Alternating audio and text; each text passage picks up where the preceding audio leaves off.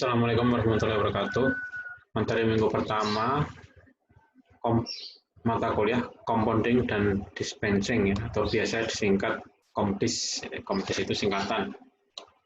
Kepanjangannya compounding and dispensing. Compounding itu mencampur, dispensing itu membagikan, dispensing atau membagikan ya. Jadi mencampur dan membagikan. Jadi nanti mata kuliahnya ini ada dua sesi ya. Yang pertama adalah sesi mencampur, dalam ini mencampur bahan-bahan obat, kemudian memberi etiket, kemudian memberikan ke pasien, memberikan informasi. Jadi mata kuliahnya disingkat COMDIS ya, compounding and dispensing. Kemudian untuk definisinya tentang farmasi ya, tentang farmasi. Farmasi adalah ilmu Farmasi adalah ilmu yang mempelajari cara membuat, mencampur, meracik formulasi obat. Jadi nanti untuk membuat, ya, mencampur, meracik itu nanti kita akan mempelajari terutama tidak hanya teori tapi praktikum. Ya, misalnya untuk membuat misalnya untuk mencampur obat. Ya, itu nanti di praktikum compounding and dispensing. Membuat formulasi nanti di praktikum teknologi. Mengidentifikasi nanti di praktikum kimia organik atau kimia analisis. Di ini kemudian analisa, ya, ini juga ada di praktikum kimia analisa. Dan sebagainya. Jadi nanti farmasi itu nanti akan kita pelajari pada waktu kita praktikum. Jadi farmasi itu adalah ilmu yang komponennya itu banyak ya, mulai dari mencampur, membuat, formulasi, sehingga orang-orang yang belajar farmasi itu harus paham, tidak hanya paham hafalan saja, tidak hanya paham pengertian, tapi juga harus bisa perhitungannya. Karena untuk menganalisa itu kita harus tahu perhitungan matematika ya. Jadi kemudian kita harus tahu tentang fisika juga. Karena untuk formulasi kita juga harus tahu tentang fisika. Sehingga dalam semester-semester awal nanti kita tidak hanya belajar dasar-dasar farmasi, tapi juga ilmu fisika dan ilmu matematika. Jadi itu ya. Jadi prinsipnya farmasi itu kombinasi dari banyak ilmu. Ilmu matematika, ilmu fisika, ya, ilmu meracik, ilmu menganalisa, ya, ilmu mengidentifikasi. Jadi kombinasi itu banyak. Jadi bahkan ilmu sosial juga ya, dalam farmasi itu juga dipelajari ya, karena untuk memberikan obat ke pasien, untuk komunikasi dengan pasien kita juga harus tahu cara dan teknik komunikasi. Nanti dalam mata kuliah komunikasi farmasi itu akan diajari. Jadi farmasi itu tidak hanya melulu di lab saja, tapi juga ada yang namanya farmasi sosial, di mana farmasi sosial itu kita berinteraksi dengan orang, berinteraksi dengan masyarakat. Farmasi sendiri dalam bahasa Yunani disebut berarti farmakon. Farmakon itu artinya obat, medikon atau obat. Sedangkan ilmu resep, ya sekarang kita belajarnya namanya ilmu resep ya, namanya. Compounding dispensing itu kalau diartikan secara harfiah itu namanya ilmu resep. Kita belajar sekarang ilmu resep.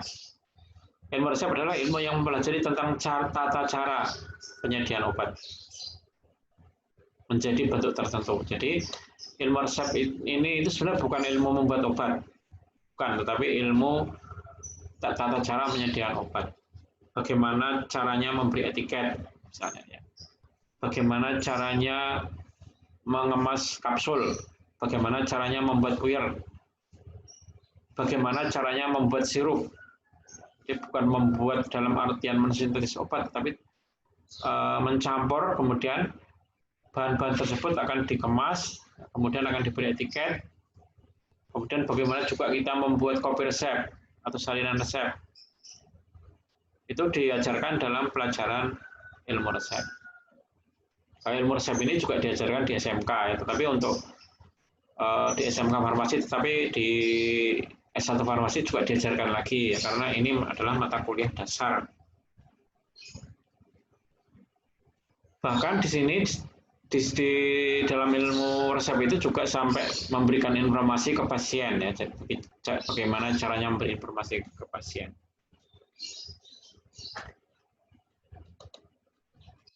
Kemudian kalau ilmu farmasi sendiri itu sebenarnya juga berkembang sangat lama ya, sudah ribuan tahun yang lalu.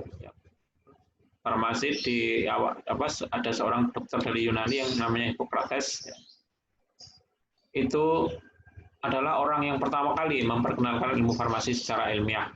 Ini tahun sekitar 400 tahun sebelum Masehi, jadi sudah sangat lama ya, lebih dari 2000 tahun yang lalu.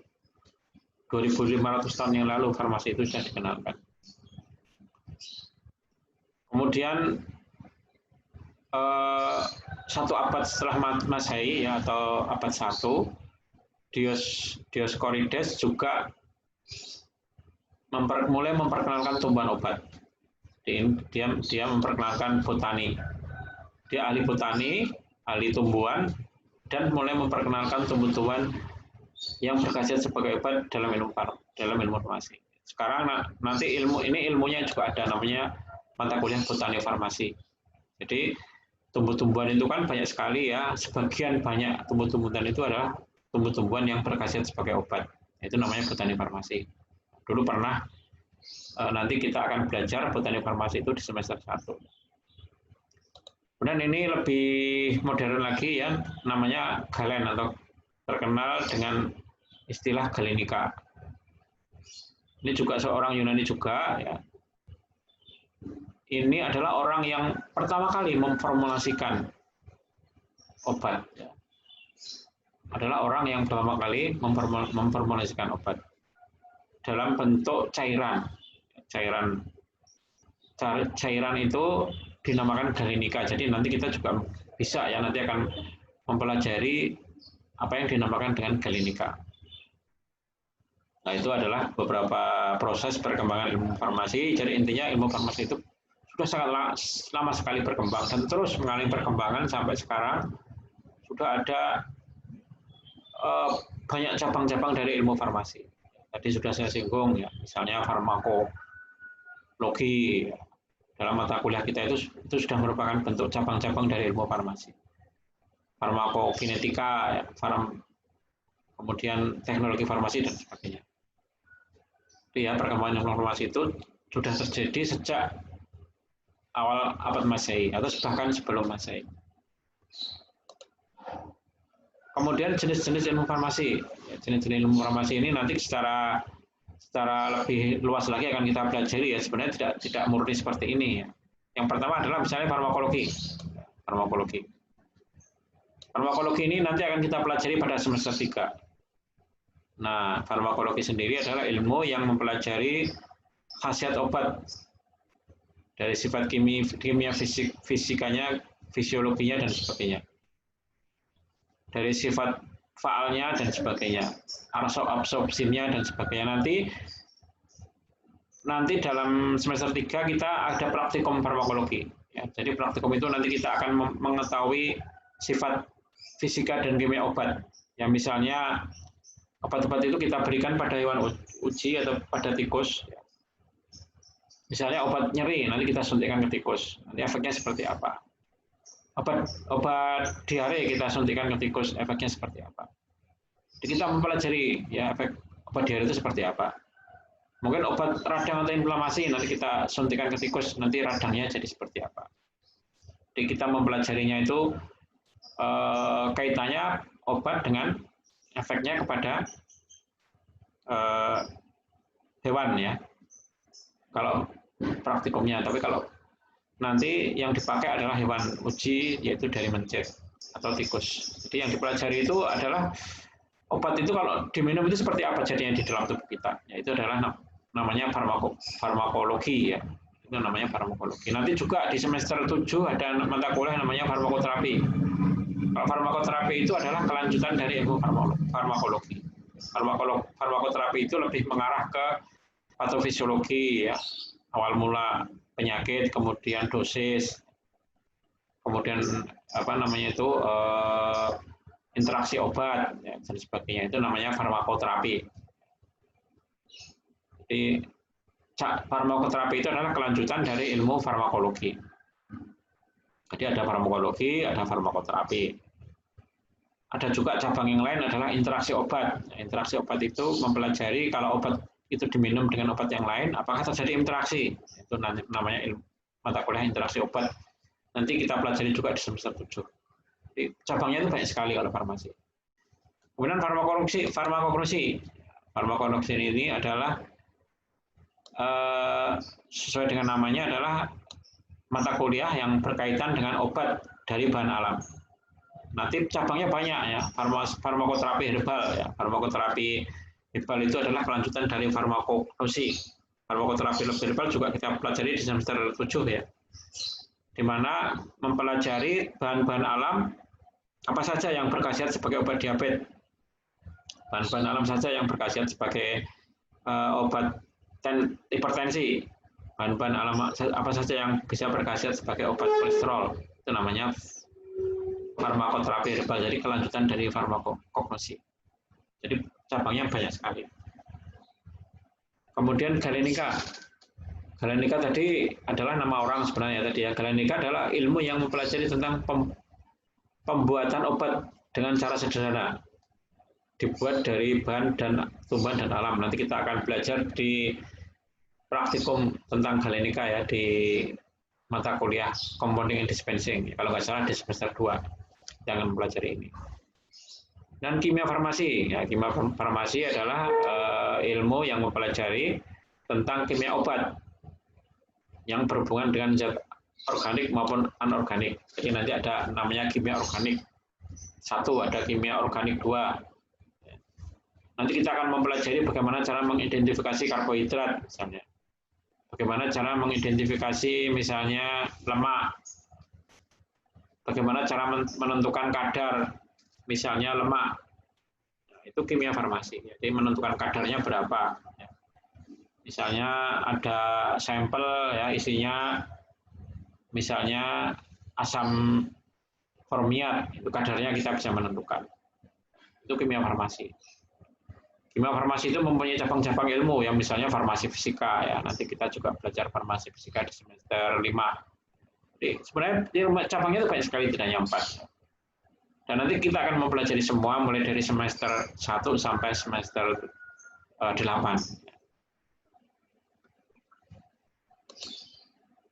Kemudian farmakop. Nah, ini istilah-istilah yang perlu diperkenalkan pada mahasiswa baru. Jadi itu garis besarnya farmakop itu adalah buku resmi ya, yang digunakan untuk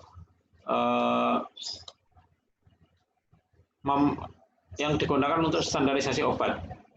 Ya, misalnya obat itu kelarutannya berapa misalnya. Kemudian misalnya caranya menentukan kadarnya bagaimana. Itu namanya farmakop. Jadi sebenarnya farmakop itu lengkap sekali, banyak ya.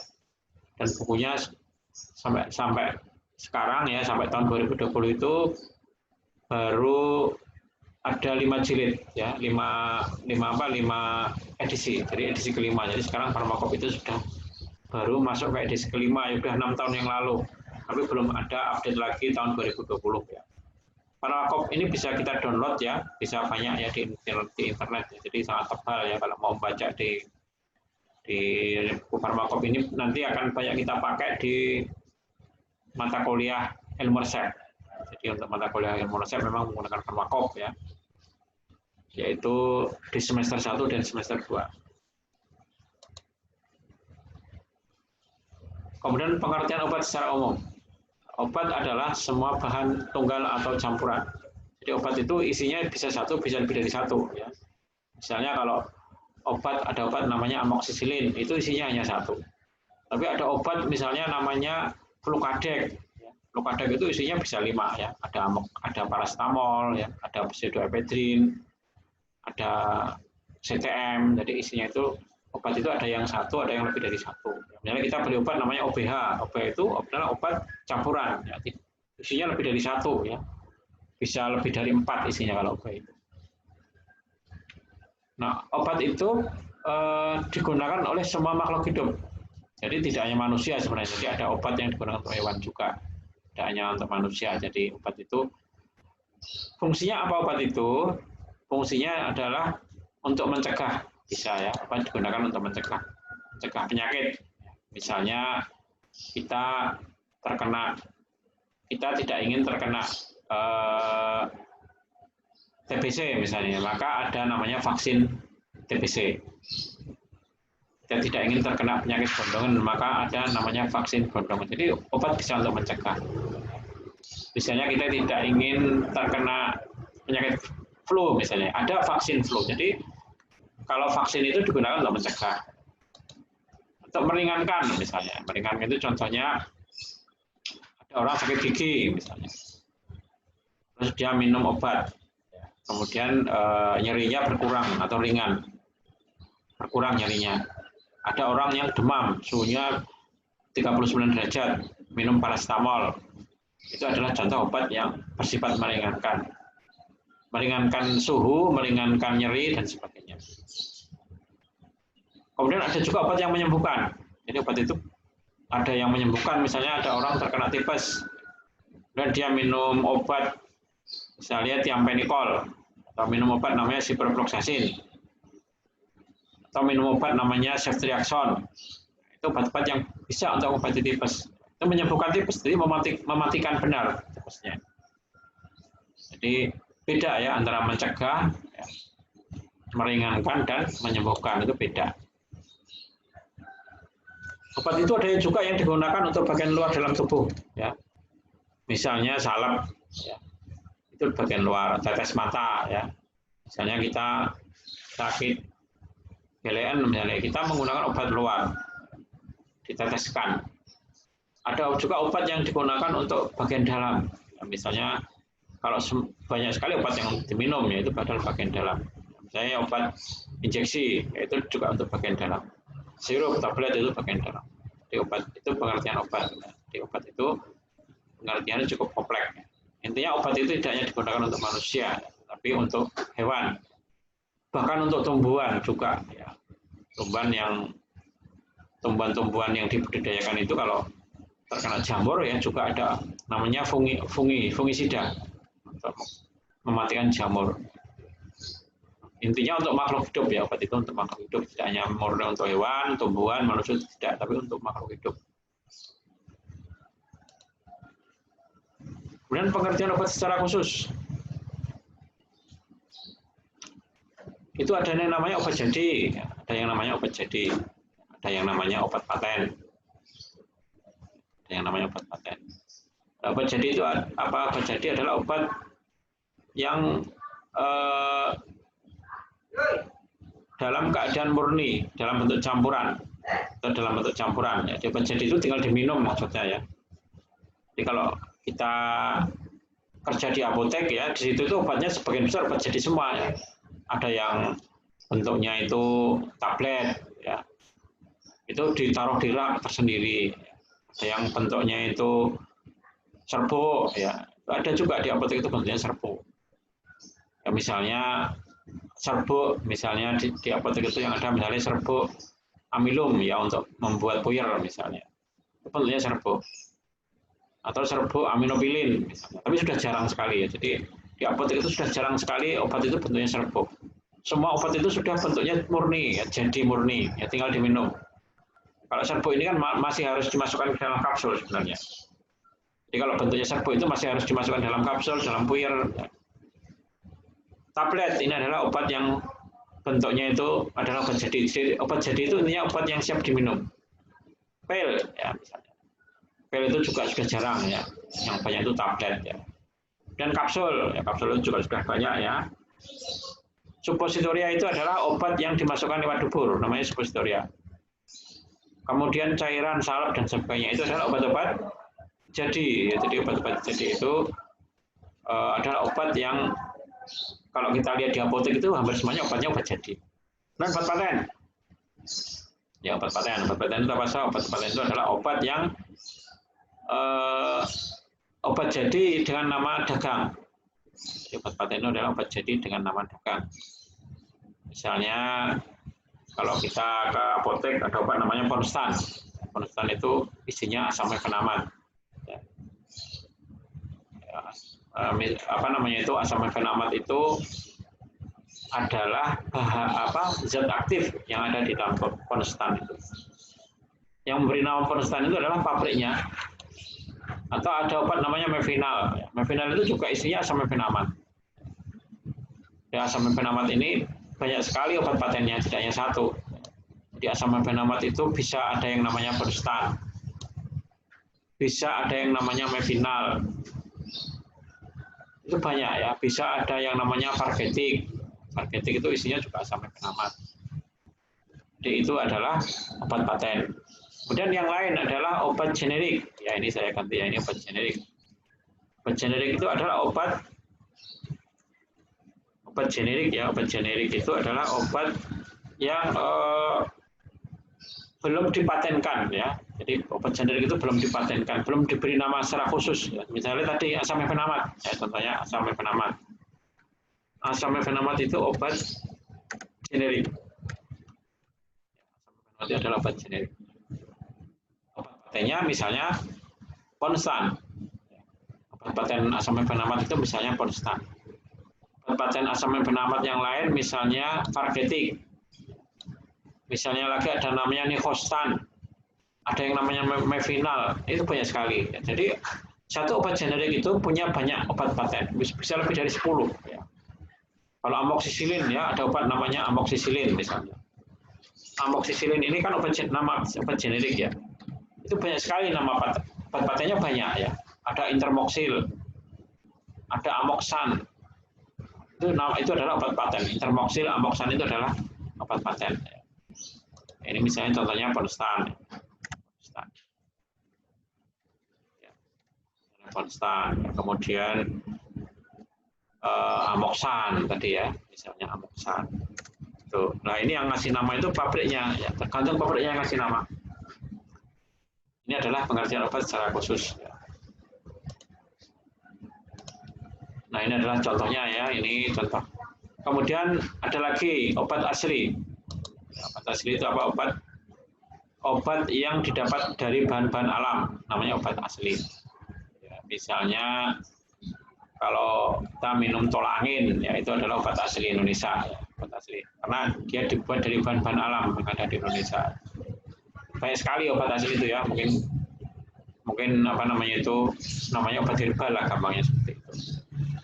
Jadi bukan obat generik, bukan obat paten, tapi dia itu obat yang dibuat dari bahan herbal sebenarnya. Dan obat asli ini biasanya sudah ada di apotek ya, sudah siap dijual. Hampir sama dengan obat asli itu obat tradisional. Ya, tapi obat tradisional ini posisinya masih belum masih dalam bentuk belum diapa-apakan gitu ya. Misalnya misalnya kunyit digunakan untuk mengobati misalnya sakit perut misalnya. Kunyit itu obat tradisional. Jadi ada obat asli, ada obat tradisional. Kemudian ada obat esensial. Obat esensial itu adalah obat yang paling dibutuhkan untuk pelayanan kesehatan masyarakat. Obat esensial itu ada daftarnya ya, ada daftarnya dari pemerintah namanya DOEN, daftar obat esensial atau DOEN. Jadi ini contohnya ya, ini saya kasih contoh ya. Ini obat generik ya. Ini obat generik. Generik ini namanya dexamethasone ya. Itu obat generik itu cirinya itu ada logonya, tulisannya generik, warnanya hijau ya. Dan obat generik itu boxnya selalu berwarna putih. Ya, boxnya selalu berwarna putih. Blisternya juga berwarna putih. Ini namanya obat generik. Ada logonya warnanya biru. Nah, ini nama pabrik ya, Kimia Farma. Ini yang bikin Papros. Ya. Jadi obat generik itu yang bikin pabriknya banyak ya. Sama-sama dexamethasone ya, ini dexamethasone, ini dexamethasone. Tapi ini yang bikin Papros pabriknya. Ini yang bikin Kimia Farma. Jadi cirinya apa? Obat generik itu cirinya adalah logonya berwarna boxnya ya, wadahnya berwarna putih dan blisternya juga berwarna putih. Ya itu obat generik. Obat generik itu kalau menurut Farmakop ya, menurut Farmakop Indonesia ya, untuk adalah nama resmi yang ditetapkan dalam farmakop. Dalam farmakop tadi ya. Ini ya. Ini ada listnya obat generik. Kemudian obat paten. Nah, ini tadi obat paten sudah saya singgung ya. Obat paten itu adalah obat yang memberi nama itu pabriknya. Ya, ini misalnya contoh ya, ini Cefixim, ini namanya Cefila. Ini Cefila itu obat paten, nama paten. Cefila. Ini nama generiknya.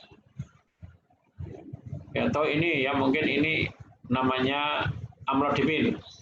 Ini Interfast. Jadi banyak ya ini obat paten. Ini obat paten itu cirinya wadahnya itu bisa berwarna-warni. Kalau generik kan warnanya tadi putih, ini berwarna-warni. Sesuai dengan desain dari pabriknya masing-masing. Namanya ini obat paten. Sekali lagi obat generik itu mempunyai lebih dari satu nama paten ya. Misalnya dexamethasone itu nama patennya banyak ya. Karena dexamethasone yang bikin juga banyak. Misalnya dexamethasone itu ada yang namanya Dexa-M. Itu dexamethasone isinya ya. Itu banyak sekali ya, itu mereknya dexamethasone itu. Tadi yang saya kasih contoh adalah asam mefenamate ya.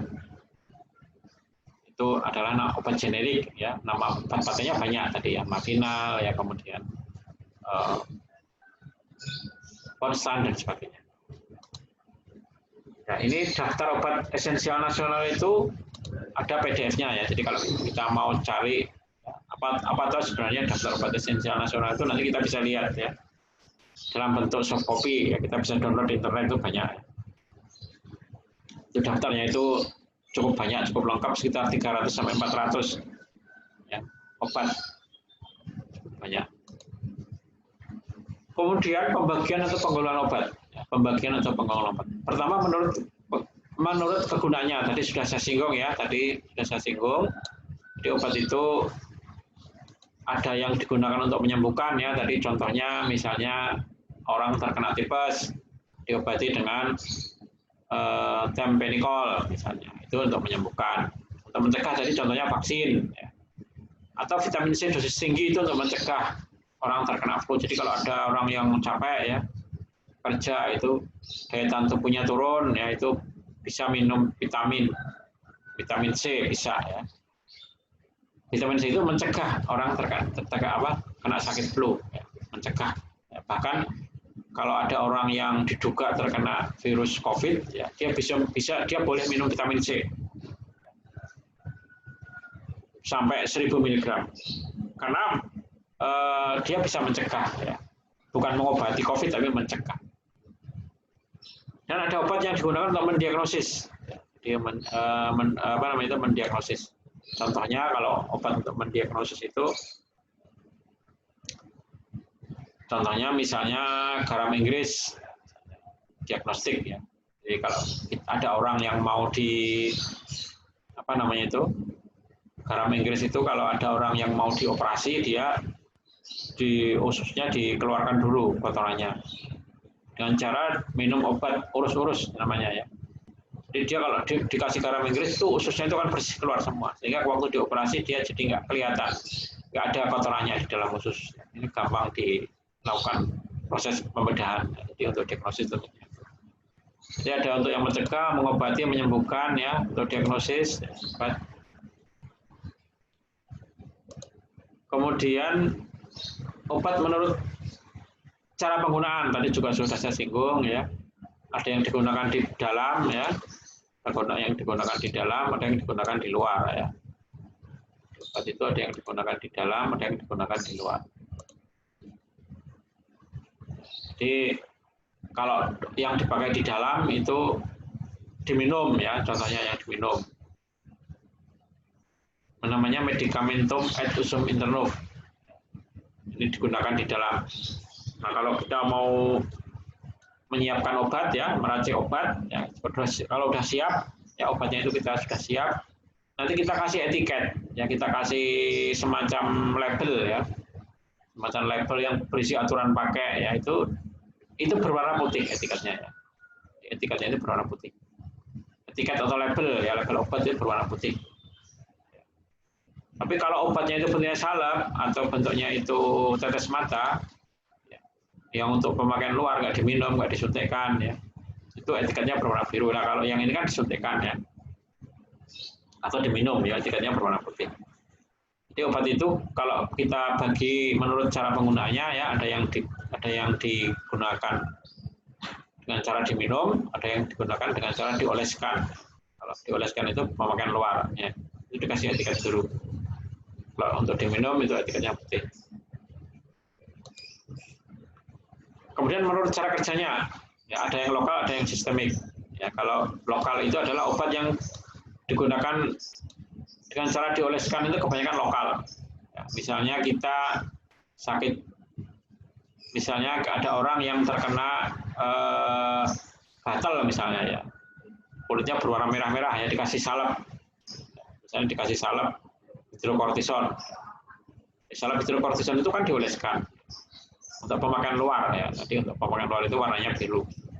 Nah ini posisi seperti ini berarti obat itu efeknya hanya lokal di situ aja, hanya di sekitar situ aja.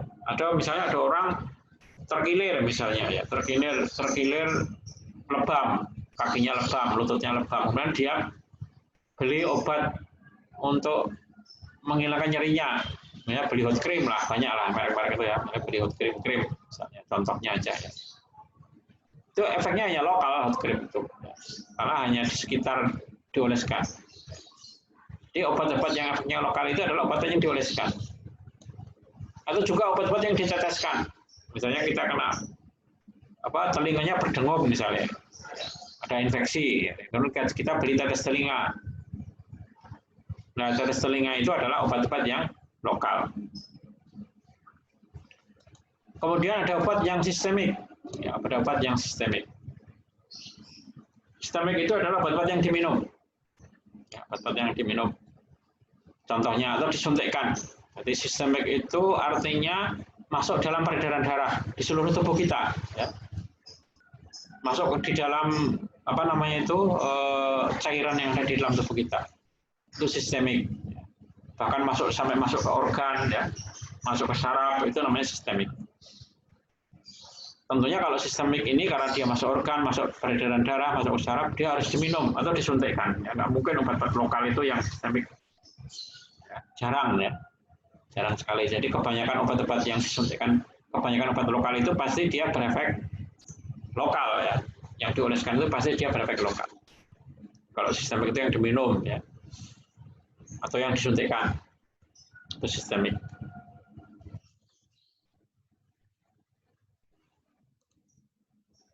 Nah, kemudian obat menurut undang-undang. Ya, obat menurut undang-undang. Ya. Obat menurut undang-undang itu ada yang dinamakan obat narkotik. Ya. Ada yang dinamakan obat narkotik itu contohnya morfin, kodein. Ya. Morfin, kodein, misalnya ya, obat batuk itu kodein. Nah, ini atau morfin. Ya. Morfin. Ini obat-obat narkotik ya.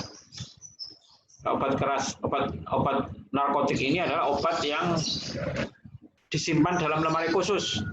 Kalau kita nanti kerja di apotek, nanti ditaruh di lemari yang pintunya itu double. Ya, tidak boleh ditaruh di sembarang tempat. Kalau obat keras itu apa? Obat keras itu adalah obat yang harus memakai memakai resep dokter. Ya, obat keras itu. Obat keras itu adalah harus memakai resep dokter. Jadi contohnya ini obat keras. Obat keras itu ini logonya ada warnanya merah atau K. Ini obat keras.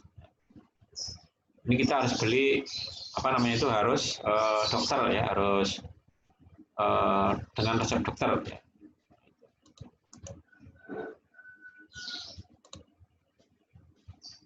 Itu adalah contoh dari obat. Kemudian tadi ya ini balik lagi ke sini, obat keras itu contohnya itu. Kalau obat narkotik itu contohnya kodein, morfin, ya. Contohnya kodein, morfin. Kemudian psikotropik. Psikotropik itu apa? Psikotropik adalah obat-obat yang mempengaruhi saraf, ya. Mempengaruhi saraf dan jiwa, itu namanya psikotropik. Obat psikotropik itu cukup banyak ya, cukup banyak, dan obat psikotropik ini juga harus diawasi secara ketat ya, dan tentunya pakai resep ya. Kalau beli obat psikotropik itu bisa harus pakai resep. Contohnya apa ya? Diazepam ya, diazepam untuk psikotropik. Ya, diazepam. Atau mungkin ada obat yang namanya lorazepam. Itu adalah obat-obat psikotropik. Ya, kemudian obat bebas terbatas. Ya, obat bebas terbatas itu adalah obat-obat yang logonya berwarna biru, ya. Bulat berwarna biru. Ya. Contohnya banyak ya obat bebas terbatas itu, misalnya Vicks. Ya. Vicks itu obat bebas terbatas ya. Atau CTM misalnya ya, itu obat bebas terbatas. Ya, itu banyak ya contohnya. Obat bebas itu yang logonya berwarna hijau. Ya. Misalnya parastamol ya, misalnya itu obat bebas ya. Bodrek ya, Bodrek, parastamol itu obat apa bebas ya. Obat bebas itu adalah obat yang bisa dibeli di toko ya, di warung atau toko ya. Ini juga ya bisa beli tanpa resep ya, obat ini bisa dibeli diperoleh tanpa resep. Kalau ini harus pakai resep semua, ini pakai resep dokter ya. Ini pakai resep dokter ya. Nggak boleh ini beli tanpa resep. Ini juga pakai resep dokter. Jadi obat itu ada yang pakai resep, ada yang nggak pakai resep. Yang pakai resep itu ini narkotik, obat keras, ya, obat psikotropik. Ini boleh nggak pakai resep ya. Obat bebas dan obat bebas terbatas. Kemudian obat-obat menurut sumbernya atau menurut asalnya. Ada yang obat bersumber dari tumbuhan. Misalnya, contohnya adalah yang dari tumbuhan itu adalah kina. Kina itu diambil dari tumbuhan. Asalnya dari tumbuhan. Ada kina itu obat malaria ya, obat malaria atau kina. Kloroquine ya, itu juga.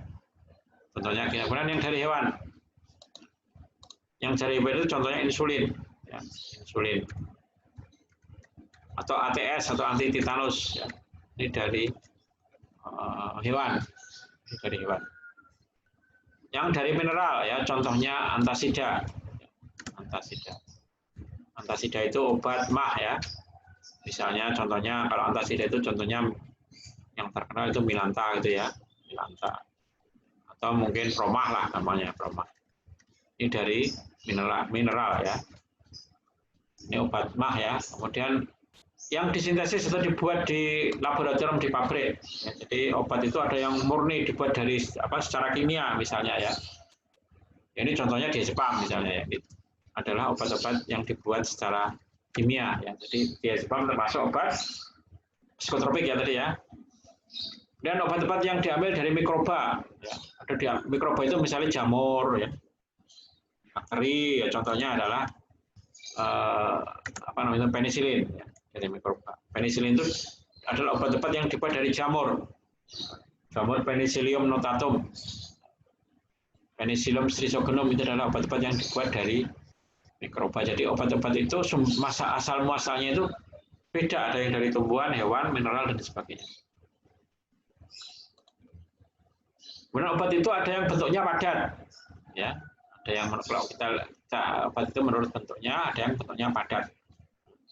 Misalnya tablet, ya, bentuknya setengah padat atau semi solid, ya. Kalau padat itu solid, ya.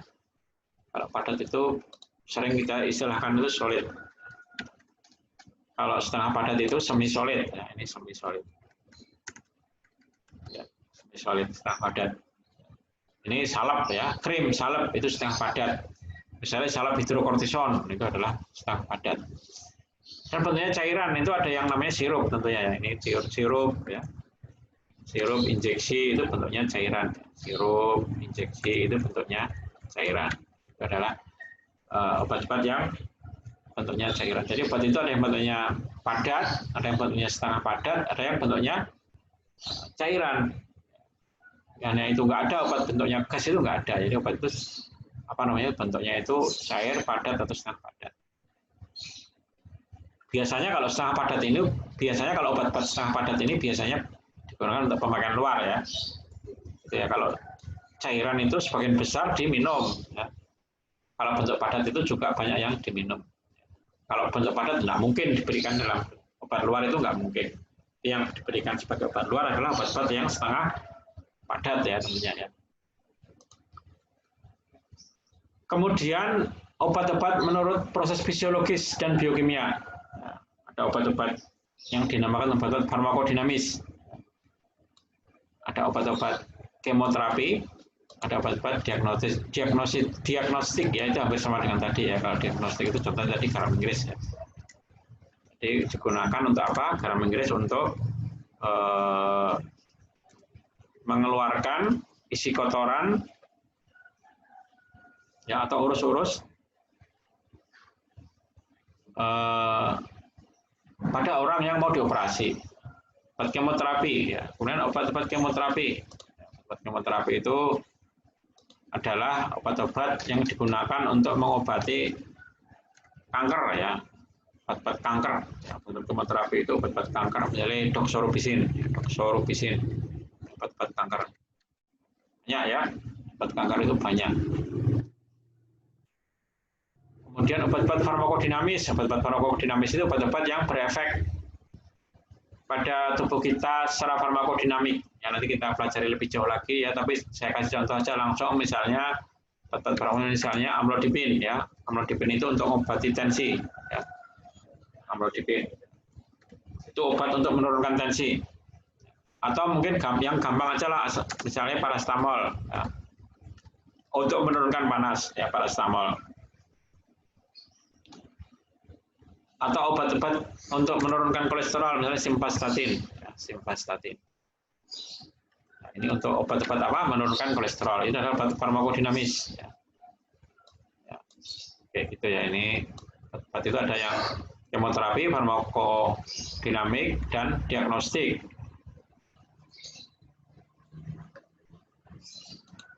Nah, itu adalah mengenai apa namanya itu obat-obat